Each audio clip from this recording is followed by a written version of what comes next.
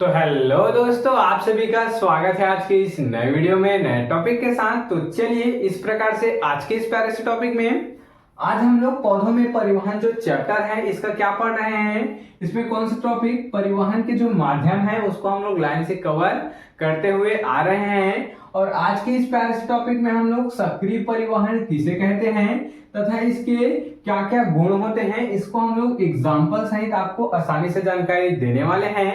तो चलिए बिना किसी समय गंवाए जो टॉपिक है इसको समझने का प्रयास करेंगे। मुख्यतः ये जो है सक्रिय और निष्क्रिय दो प्रकार के परिवहन होते हैं। सक्रिय अर्थात अच्छे से काम करने वाले, निष्क्रिय अर्थात अच्छे से काम नहीं करने वाले। इतना क्लियर। चलिए अब हम लोग आज की इस टॉपिक में सक्रिय परिवहन को समझ लेते हैं।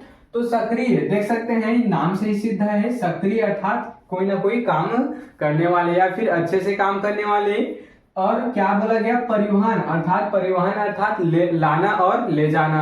तो अच्छे से काम करना और उसके साथ परिवहन करना क्या कहलाता है, सक्रिय परिवहन कहलाता है। चलिए यहाँ पर हम लोग इसको डिफिनेशन के माध्यम से समझने का प्रयास करते हैं ताकि आपको बड़ी आसानी से क्लियर हो जाए। तो सक्रिय परिवहन एक सांद्रता प्रवणता के खिलाफ कणों की शुद्ध गति है। क्या बोला गया, ध्यान देंगे। जो सक्रिय परिवहन है वह सांद्रता प्रवणता के खिलाफ क्या है, कणों की शुद्ध गति है। अर्थात ध्यान देंगे सांद्रता प्रवणता क्या होता है इसको हम लोग बार बार समझ चुके हैं। ये मान लेते हैं हमारा कोशिका का ये झिल्ली हो गया, ये हमारा कोशिका झिल्ली हो गया। इधर ज्यादा सांद्रता वाले क्या है, इधर ज्यादा सांद्रता वाले मान लेते हैं कोई पदार्थ है और ये ज्यादा सांद्रता से कम सांद्रता की ओर जाती है। लेकिन सक्रिय परिवहन में क्या होता है, कम सांद्रता से अधिक सांद्रता की ओर जाते हैं, ना कि ज्यादा से कम की ओर। इतना क्लियर हुआ। उसी को बोला गया है सक्रिय परिवहन एक सांद्रता प्रवणता के खिलाफ कणों की शुद्ध गति है जो कि कम सांद्रता से अधिक सांद्रता की ओर जाती है।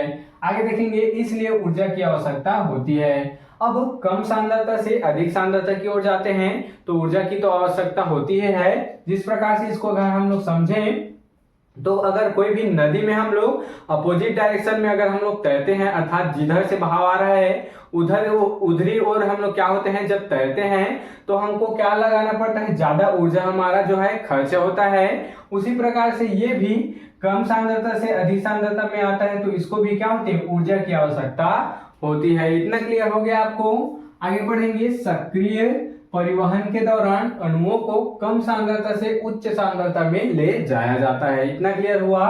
उसी को हम लोग अभी यहाँ पर पढ़े कि इसमें क्या होता है, सक्रिय परिवहन में क्या होता है, इसके दौरान अणुओं को कम सांद्रता से अधिक सांद्रता की ओर ले जाया जाता है। कम सांद्रता से अधिक सांद्रता की ओर क्या होते हैं, ये जो अणु होते हैं वो झिल्ली को पार करके, कोशिका झिल्ली को पार करके इधर आते हैं अधिक सांद्रता की ओर। इतना क्लियर हुआ। जिस प्रकार हम लोग अभी जिस प्रकार समझे, ये नदी है, ये हम लोग मान लेते नदी है। अब इसका बहाव इस डायरेक्शन में है, इस डायरेक्शन में इस प्रकार से बहाव है, लेकिन हम लोग इस डायरेक्शन में जब तैरते हैं तो क्या होता है, हमको अधिक ऊर्जा की आवश्यकता होती है। अगर हम लोग इधर तैरते हैं तो हम लोग थोड़ा सा दम लगाते हैं तो क्या हो जाता है, इधर बह जाते हैं। लेकिन इधर जाने के लिए हमको अधिक ऊर्जा की आवश्यकता होती है। उसी प्रकार इसमें भी ऊर्जा की आवश्यकता होती है। इतना क्लियर हुआ। यही क्या है, यही है सक्रिय परिवहन। चलिए अब हम लोग इसको उदाहरण देख लेते हैं एक। तो मूल रोम की तुलना में मिट्टी में खनिजों की सांद्रता आमतौर पर कम होती है।